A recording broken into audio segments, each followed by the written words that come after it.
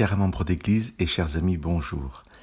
Dans les émissions 120 à 122, nous nous sommes intéressés au chapitre 12 du livre des Actes, sur la mort de Jacques et l'arrestation de Pierre.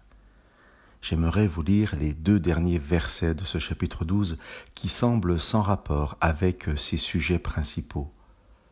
Cependant, la parole du Seigneur se répandait et progressait. Barnabé et Saul, après s'être acquittés de leur service en faveur de Jérusalem, s'en retournèrent en prenant avec eux Jean, surnommé Marc. Luc, qui écrit ce livre des Actes, tient à nous rappeler que, quelles que soient les circonstances, les obstacles qui existent, la parole du Seigneur se répand et progresse. Une information succincte à la fin du chapitre, un simple petit verset. Mais une espèce de fil rouge qui court tout au long du livre des Actes. Rien n'arrête la prédication de la parole. Dès le chapitre 2, lors de la première prédication chrétienne connue, celle de Pierre à Jérusalem lors de la fête de la Pentecôte, celui-ci dit à la foule : « Mes amis, qu'il me soit permis de vous dire ceci avec assurance. » Jusqu'à la fin du livre, au dernier chapitre, lorsque Paul est en liberté surveillée à Rome, je vous lis les 2 derniers versets des Actes. Paul demeura 2 années entières au domicile qu'il avait loué. Il accueillait tous ceux qui venaient le voir. Il proclamait le règne de Dieu et enseignait ce qui concerne le Seigneur Jésus-Christ avec une entière assurance, sans empêchement.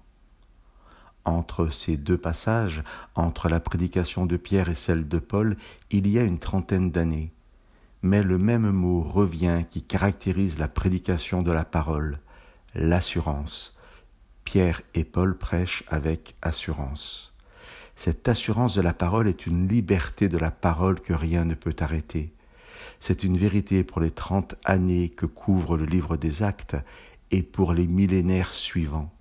Aucune persécution, ni les cirques romains, ni les galères du roi, ni les goulags soviétiques, aucune persécution n'a pu arrêter la prédication de la parole.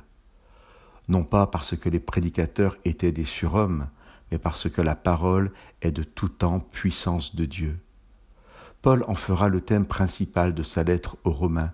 Il écrira au chapitre 2 que la bonne nouvelle est une puissance de Dieu pour le salut de quiconque croit.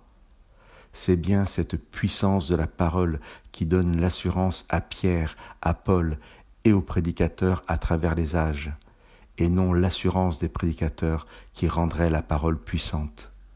Chers amis, si vous êtes croyants, ce partage aujourd'hui veut vous fortifier dans votre mission, celle de partager la parole et sa puissance de salut avec l'assurance que Dieu vous donne. Et si vous êtes en chemin à la découverte du Seigneur, que vous puissiez être persuadés que cette parole a la puissance de vous toucher, puissance de Dieu, elle peut transformer vos vies et recréer dans vos vies ce qui doit l'être. Chers amis, qui que vous soyez, que Dieu vous bénisse de sa parole.